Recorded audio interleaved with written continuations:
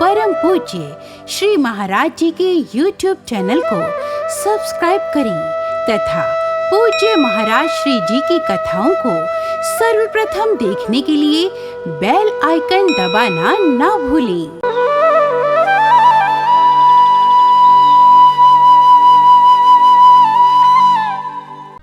नरसिंह भगत के, नरसिंह मेहता के जो बड़े भैया थे वो थानेदार थे, बड़े आदमी थे। लेकिन नरसिंह मेहता, नरसिंह भगत ना तो कोई नौकरी करते थे, ना कोई धंधा करते थे, ना कोई बिजनेस करते थे, ना कोई व्यापार करते थे। पढ़ाई लिखाई तो इन्होंने बहुत करी थी, हाँ पढ़ाई लिखाई बहुत की थी, लेकिन नौकरी लगी नहीं, किसी व्यापार में सक्सेस हुए नहीं।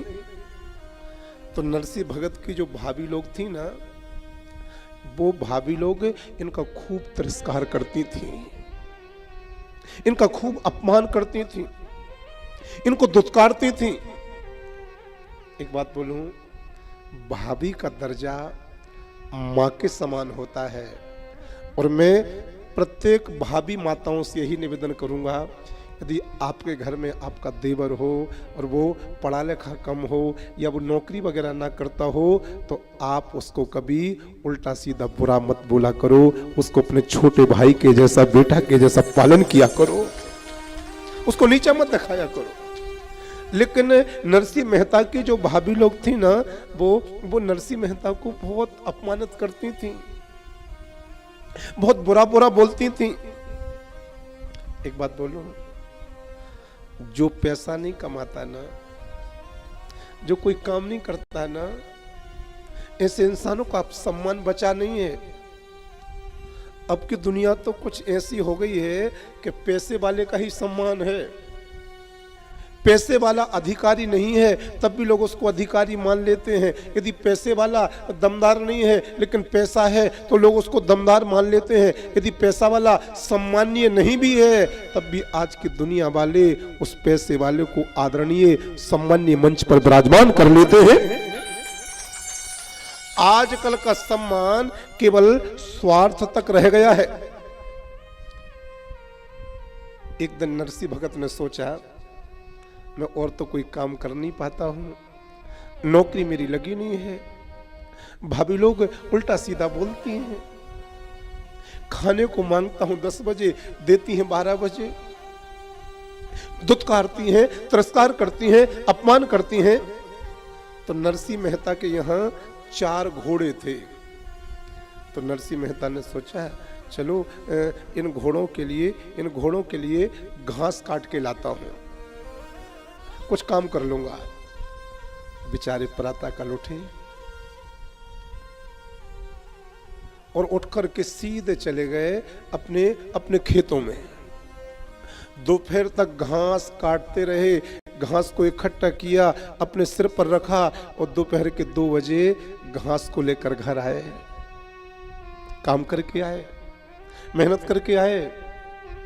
शाम को जब आए, दोपहर में स्नान किया और अपने भाभी लोगों के पास पहुंचे, दयनीय भाव से हाथ जोड़े, भाभी माँ रोटी दे दो, भूख लगी है, भाभी माँ रोटी दे दो, भूख लगी है। बहुत सज्जन थे, बहुत सरल थे, बहुत दयालु थे। तो इनकी भाभी लोगों ने ये नहीं सोचा कि सुबह 6 बजे चला गया, घास काट के लाया है, भूख लगी है, भोजन मांग रहा है। इनकी भाभी लोग गुस्से में बोल पड़ी, जा गंदगी खा ले, कुछ काम तो करता नहीं है, सुबह से शाम तक भोजन मांगता रहता है।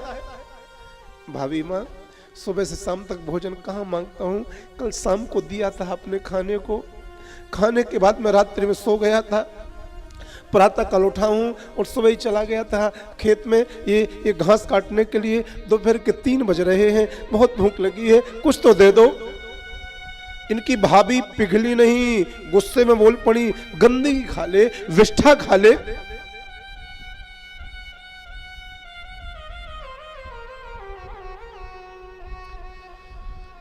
बस ये शब्द थे, आज नरसिंह मेहता को ये शब्द चुभ गए।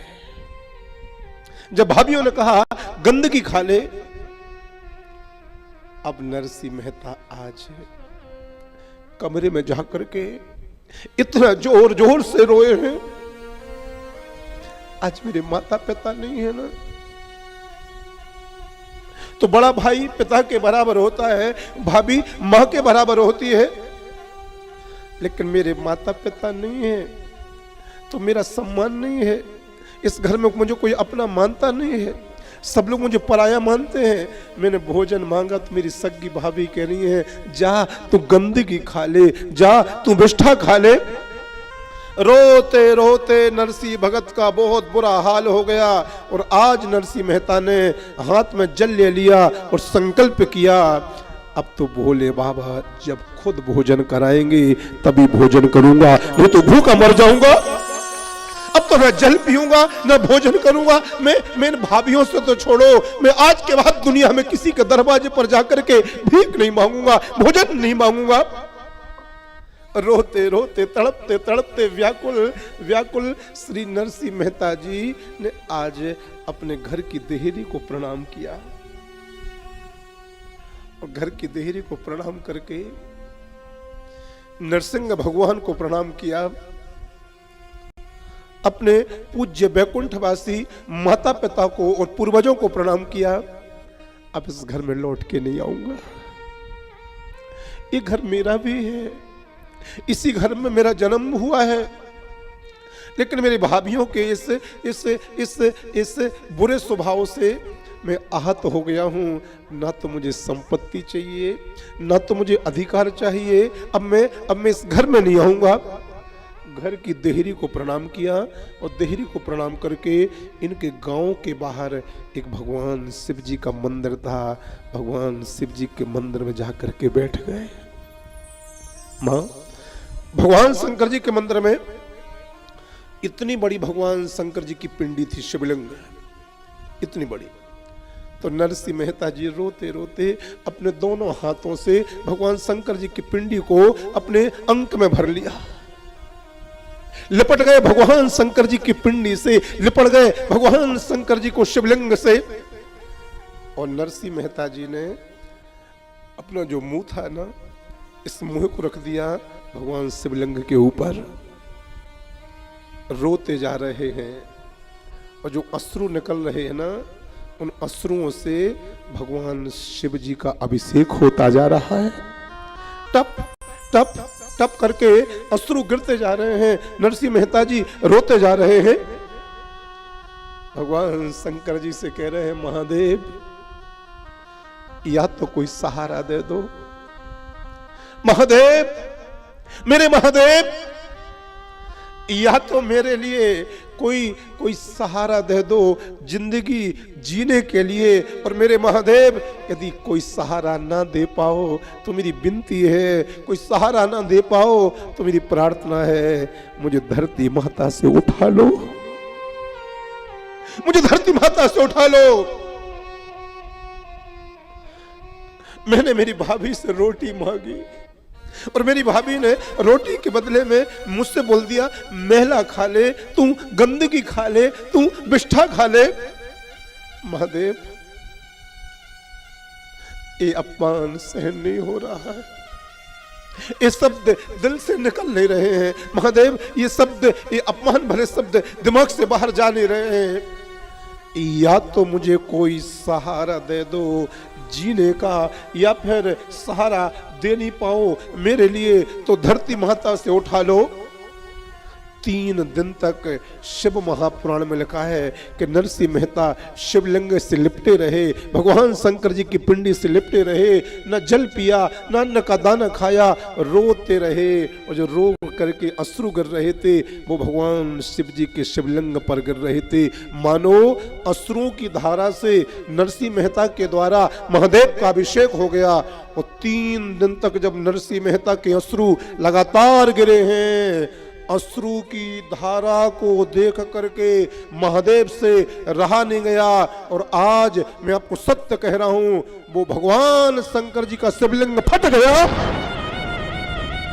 और शिवलिंग के अंदर में से डमरूधारी, त्रिशूलधारी, त्रिभुवनपति डमरूधारी भगवान शंकर साकार रूप में प्रकट हो जाते हैं। बोलो शंकर भगवान की।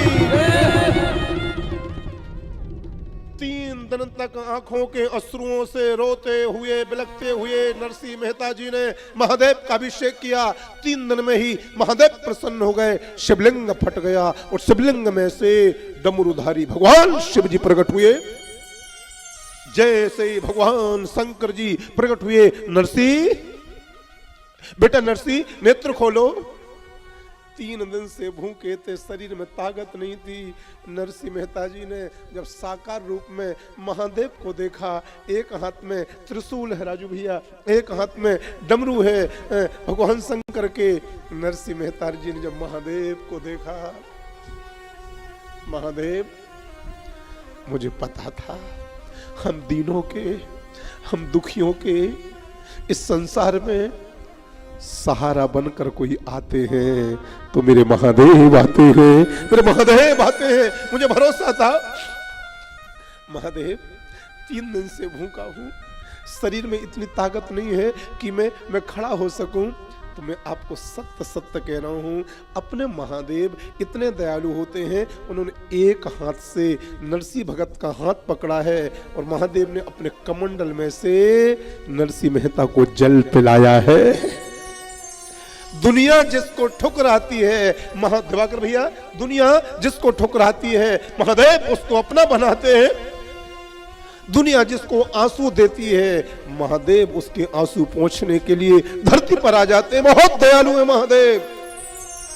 भगवान शंकर जी ने अपने कमंडल के जल से कमंडल में से जल निकाल करके नरसिंह मेहता को पिलाया और नरसिंह मेहता को खड़ा किया। नरसिंह मैं तुम्हारी भक्ति से, नरसिंह मैं तुम्हारी करुणा से, नरसिंह मैं तुम्हारे आंखों के अश्रु की धारा वाले अभिषेक से मैं बहुत प्रसन्न हूं। वरदान मांगो, क्या चाहिए? नरसिंह यदि आज तुम 3 लोक की संपत्ति भी हमसे मांगोगे तो मैं मना नहीं करूंगा। तुमको 3 लोक की संपत्ति भी मैं मुस्कुराते मुस्कुराते तत्काल प्रदान कर दूंगा। वरदान मांगो, क्या चाहिए नरसिंह? तो नरसिंह मेहता जी बोले, महादेव मैं तो अज्ञानी हूं ना, मैं तो ज्यादा पढ़ा लिखा नहीं हूं ना। यदि ज्यादा पढ़ा लिखा होता तो कहीं नौकरी कर रहा होता, ज्यादा ज्ञानी दिमाग वाला होता तो कहीं बिजनेस व्यापार कर रहा होता। तो महादेव मुझे तो ऐसा कुछ पता नहीं है कि भगवान से क्या मांगना चाहिए। बस आप हमारी भक्ति पर प्रसन्न होकर के, प्रकट होकर के मुझे दर्शन दे रहे हो, यही मेरा सौभाग्य है। मेरे पिछले संस्कारों के फल स्वरूप आप मुझे जो भी देना चाहोगे तो मैं मना नहीं करूंगा। आपको जो अच्छा लगे, आपको जो ठीक लगे, आप मुझे देने की कृपा करो, देने की कृपा करो। लेकिन महादेव विनती इतनी सी है, महादेव निवेदन इतना सा है, अब संसार में मत भेजना वापस, अब मुझे संसार मत देना। इस संसार वाले गंदे होते हैं, इस संसार वाले स्वार्थी होते हैं, अब संसार मत देना। तो महादेव बोले, संसार नहीं चाहिए तो तुम्हें भक्ति जीवन धन्य हो जाएगा। भगवान शंकर जी ने कहा, नरसिंह तो मेरे साथ चलो। और भगवान शंकर जी ने नरसिंह मेहता का हाथ अपने हाथों में पकड़ा और नरसिंह मेहता को भगवान शंकर जी वृंदावन धाम में लेकर के आ गए। वृंदावन धाम में जैसे नरसिंह मेहता को लेकर के आए, बड़े रास मंडल में भगवान श्री कृष्ण का गोपियों के साथ में महारास हो रहा था। भगवान शंकर जी महारास मंडल के दरवाजे पर नरसिंह मेहता को लेकर के खड़े हो गए। रास मंडल के अंदर से जैसे भगवान श्री कृष्ण जी ने भगवान शंकर जी को देखा, महाराज को विश्राम दिया। भगवान कृष्ण दौड़े दौड़े बाहर आए, भगवान शंकर जी को देखा, भगवान श्री कृष्ण जी ने हाथ जोड़ करके प्रणाम किया। महादेव कैसे कृपा करी आपने? महादेव महादेव आपने कैसे कृपा करी? तो भगवान शंकर जी बोले, नाथ, भगवान श्री कृष्ण, ये मेरा भक्त नरसी है, बहुत भोला है, आज से आपके चरणों में अर्पित करता हूं, मेरे नरसी का जीवन धन्य कर देना। तो भगवान शंकर जी ने नरसी भगत को दे दिया भगवान श्री कृष्ण के लिए। भगवान श्री कृष्ण जी ने नरसी को अपने गले से लगाया और भगवान श्री कृष्ण जी ने एक जलती हुई मसाल नरसी मेहता के हाथ में दे दी, जो कि मसाल जलती रहेगी।